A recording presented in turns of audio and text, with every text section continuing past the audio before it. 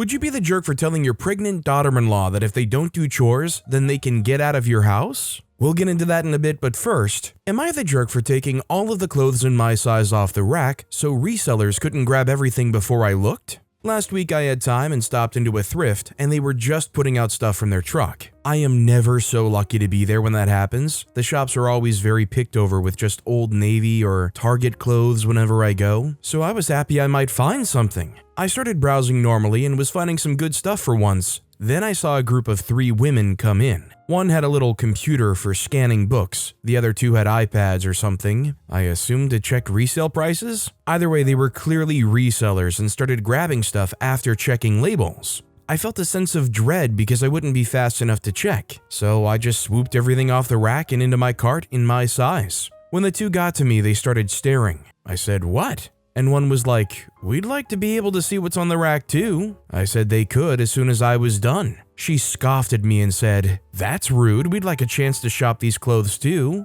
I just ignored her and started looking at the things one by one, taking my time and then putting them right back on the rack. The women were getting mad and snatching things basically out of my hand. I held up a nice top and one of them tried grabbing it out of my hand and I said, "Excuse you," and turned my back to her. They got all upset and one stomped away to get a worker. The worker came over and asked what was going on. I said I was looking at the items from the rack, same as anyone else. They said I was hoarding everything so they couldn't get a chance to look. The worker said that I wasn't doing anything wrong and then said to me, "Thank you for putting everything back when you're done." I finished what I was doing with the women breathing down my neck and took my clothes to go try on. One of them kept trying to follow me and asked me what the freak my problem was, why I was being such a bench, etc. I said, "Sorry that you're having a bad day, but it's really not my problem." Am I the jerk? I just wanted the chance to be able to find nice clothes for once. From my point of view, I didn't do anything different than people who fill up their carts and go try on everything.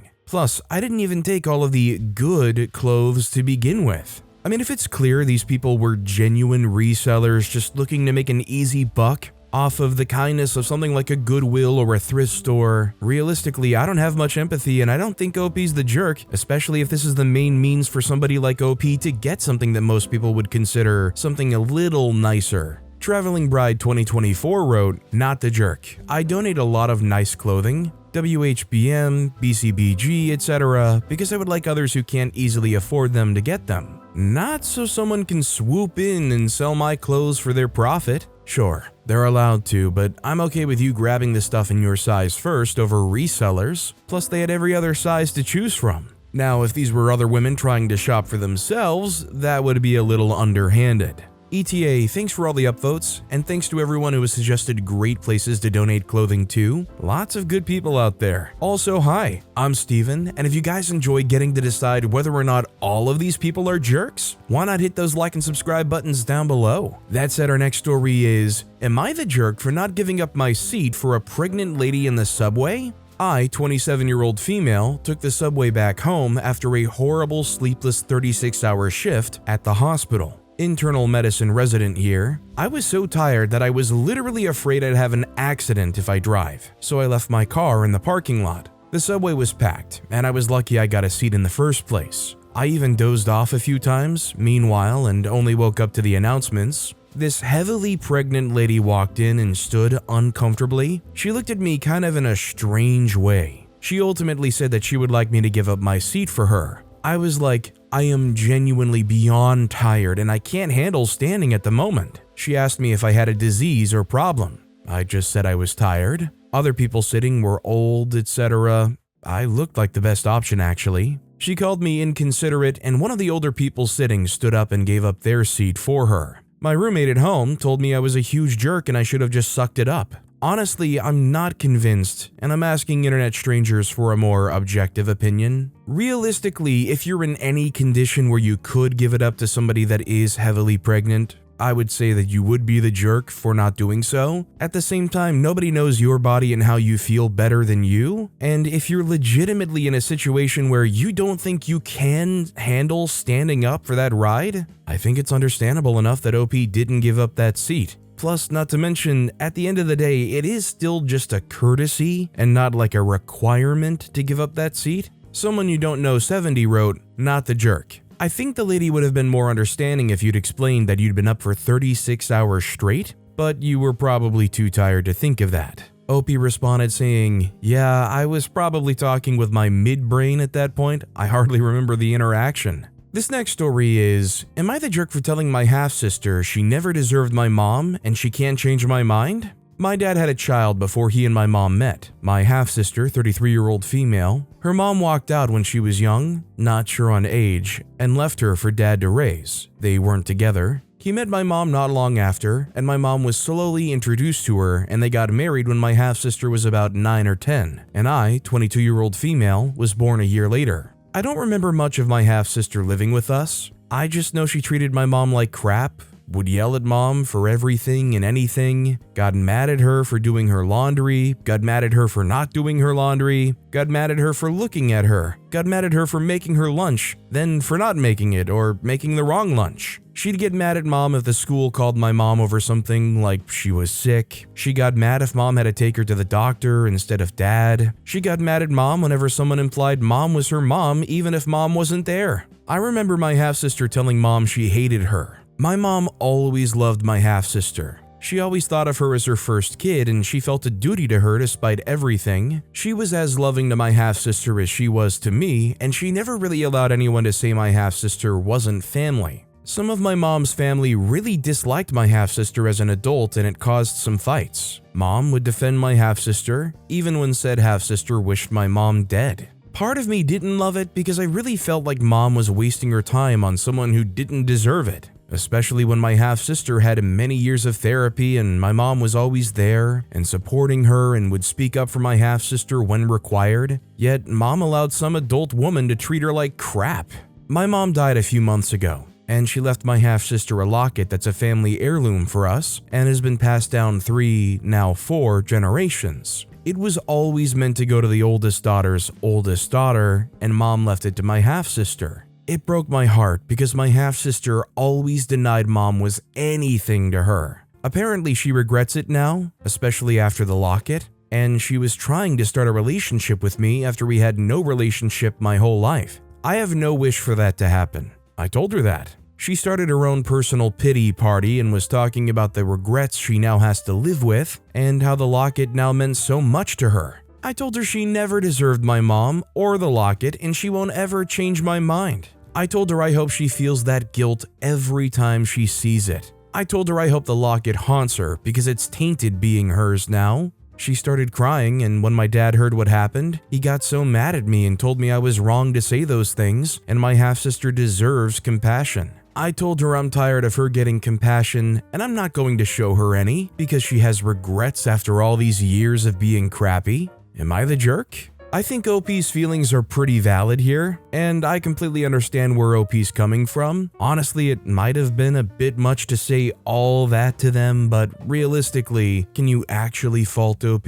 Long Jumping Bet 5293 wrote, "Not the jerk." Though I don't think saying those things to her was the best option. She's clearly already feeling guilty, so kicking her when she's down seems like you're just trying to hurt her feelings. But also, I think it's a little crappy of her to expect pity from you because you just lost your mom. Your sister should not have been so hostile towards her, but I tend to put myself in everyone's shoes, and it's hard when your parents get remarried. Sounds like she took anger out on your mom that may have really been directed towards her own mother. While it's no excuse to have treated her like that, I can understand the frustration, and I'm sure it wasn't easy watching your mom being loving towards you when her mom couldn't do the same. Though you say your mom treated her the same, plus your mom came along as your sister was getting into her teenage years, which, let's be honest, we're all kind of jerks at that age. I don't know. This is a tough situation. OP responded saying, "I also just don't have a relationship with her. I never got to love her because she was always so crappy to me, or ignored me and refused anything to do with me. So I don't have anything to pull on to want to make her feel better or to feel bad for her. She's someone I grew to wish I wasn't related to, and I always wished she'd just leave us alone because she was quick to make things crappy. And now I guess she can live with her regret because she can't take it back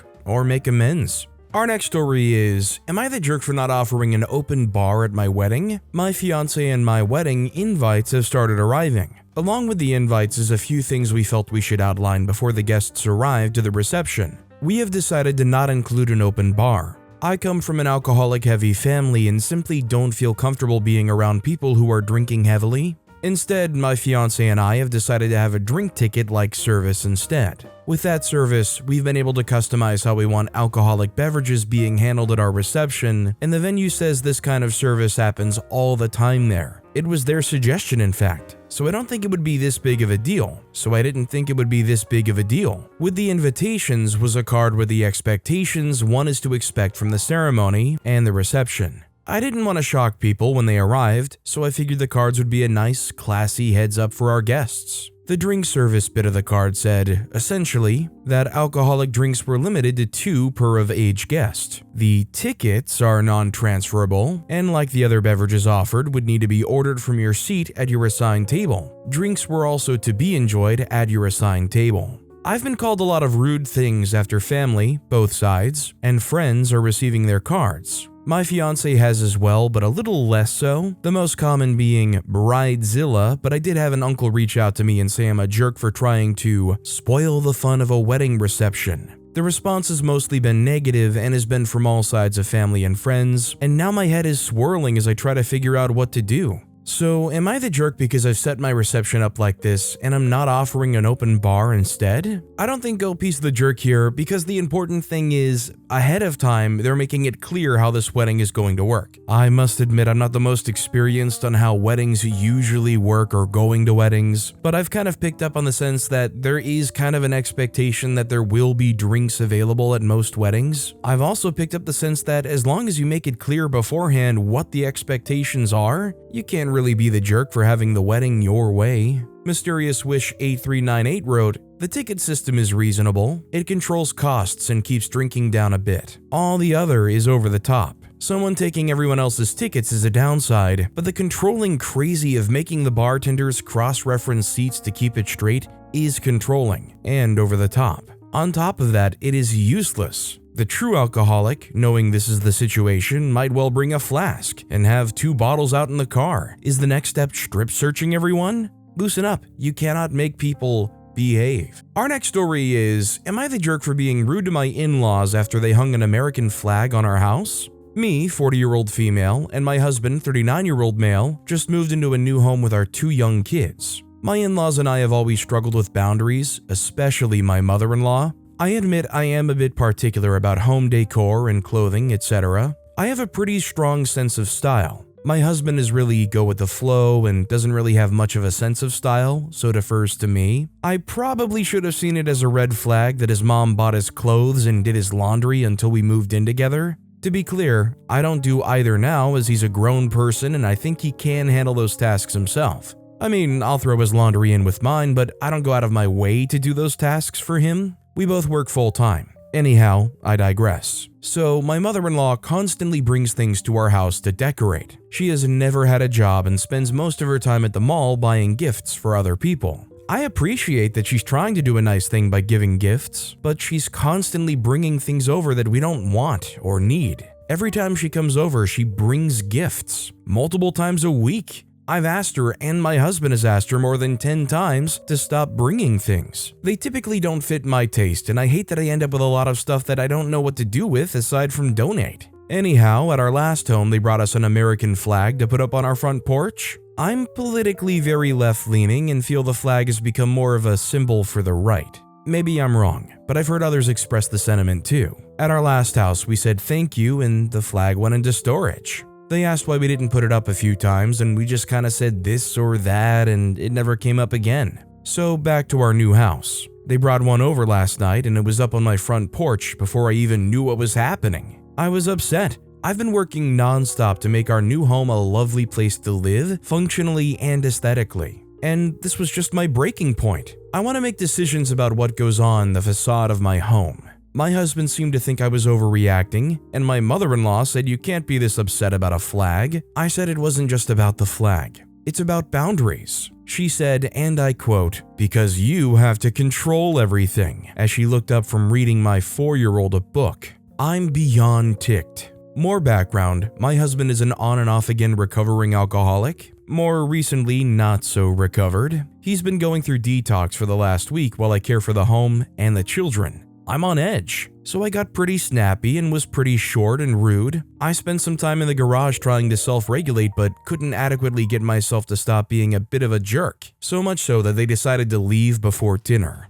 Not my finest moment. I feel guilty that I was being snappy toward them, but I also feel like my emotions were trampled all over. Am I crazy? ETA, wow, thank you for all the feedback. I didn't expect to get so many responses. First off, I'm deeply sorry for not using paragraphs in the original post. This was my first time posting and I didn't know it was going to be so upsetting to so many of you. I get what so many of you are saying about taking the flag back and it not being a symbol of the right. I definitely hear you, and I've changed my mind about what flying a flag means, so thank you for that. I'm grateful for all the good advice for dealing with my mother-in-law and husband. Obviously, my mother-in-law and the flag is not my biggest problem at the moment, but I've been made to feel crazy so much over the past year that I'm questioning everything. So I think the main thing here is whether OP's reasons for flying the flag outside their home is justifiable or not in most people's eyes. They didn't want to. And they completely have the right to have that opinion and make that choice for themselves, and especially don't deserve to have any pressure put on them, especially because somebody bought it without ever checking that it was even wanted to begin with.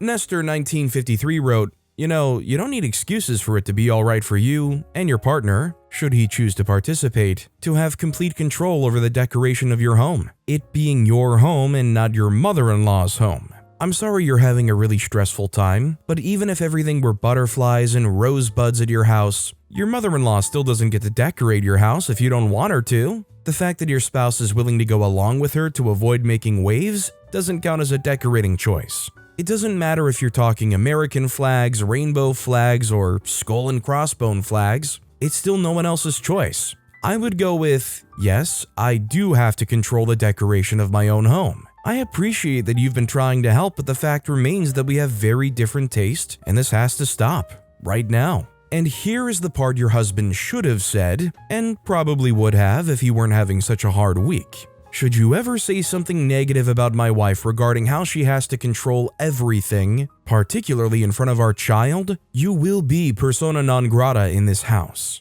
I will not tolerate the disrespect nor the undermining of my wife as a parent. Not the jerk. Our next story is, am I the jerk for telling my kid not to share his food? Am I the jerk if I tell my son not to share his after-school snack? My son is in grade school, 5 years old. He has a close friend, let's call him Bob, who he's known for many years, and also happens to be his classmate. While my partner and I are friends with the parents, we aren't super close. We sometimes have play dates or do dinner together. Recently, my son came to tell me that almost daily after school, Bob has been asking for part or all of my son's snack. I witnessed this firsthand after school this week, and my mother-in-law saw this occur on a different day too. Bob will ask for a snack, even though he has his own leftover lunch and extra snacks of his own. My son will offer up some of his or simply say, no thank you. Bob will then grab at the snack or get in my son's face. Today, it took place again after school. My partner saw this, and after my son respectfully said no to sharing his snack, my partner reiterated his words.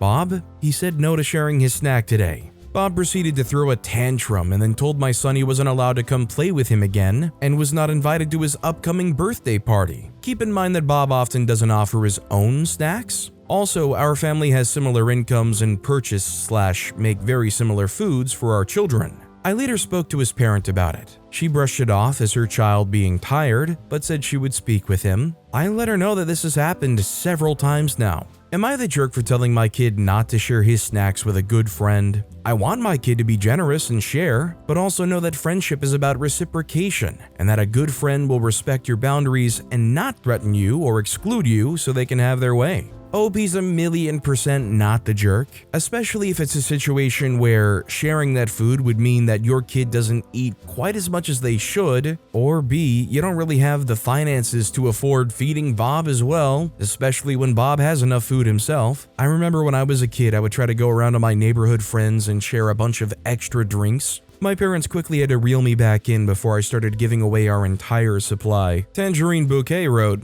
not the jerk, and if his friend has snacks too, they should swap, some or all of something similar, or each eat their own. A 5-year-old understands fairness. The friend is pushing boundaries, and letting him only take from your son will develop worse, even bullying behavior. You're seeing the start with the disinvite to the birthday party. Nip it in the bud. Our next story is, am I the jerk for telling my mom I can't trust her? Earlier today, I, 21-year-old female, had an argument with my mom, which led to me telling her I couldn't trust her, which she called rude and an overreaction. For years, my mom has had this bad habit of secretly donating our clothes without telling us. Sometimes it was stuff she thought was too small for us, but most of the time it was just clothes she didn't like or didn't want us to wear anymore. For example, I really like professional wrestling and have received many t-shirts of my favorite wrestlers as gifts over the years. Yet the only one I still have is from this past November. Probably because I'm a girl, and even when I've tried to ask where my merch is gone, she's always shooed me off. The donation bag would always be in her closet, so if I noticed I was missing an item of clothing, odds are it would be in the donation bag. Since as early as middle school, when I started noticing that she would take my clothes, I always asked her to please check with me before donating any of my clothes.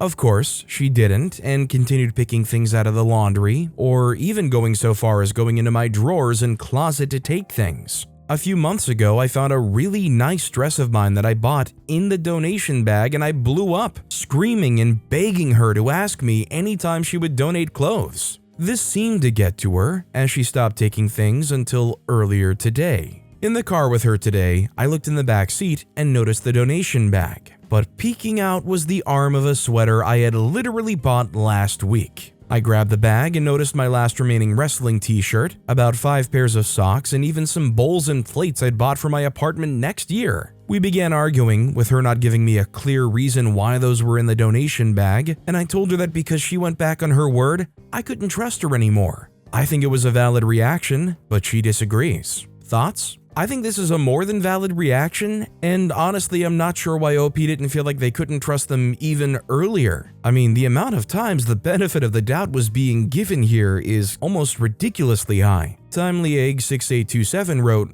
"Not the jerk. My mom pulled this type of stuff with clothes and also more importantly books, including the first one my dad gave me. If she didn't like or felt it wasn't appropriate, then it tended to disappear. Did it to my dad too. First it would go in the wash, then in her drawer for a few weeks, and if you didn't notice or ask for it, then it went down to the charity shop in town she worked in or in the bin. And not always easy to notice less worn clothes missing. She even did it when I moved out. It was basically a way of control and making sure you match her image of you. Of course she would disagree. She knows best and is doing the right thing. You're just a silly child who can't understand how not matching her curated image of you hurts. Problem is, rocking the boat just makes her more sneaky. I tended to hide stuff I wanted to keep.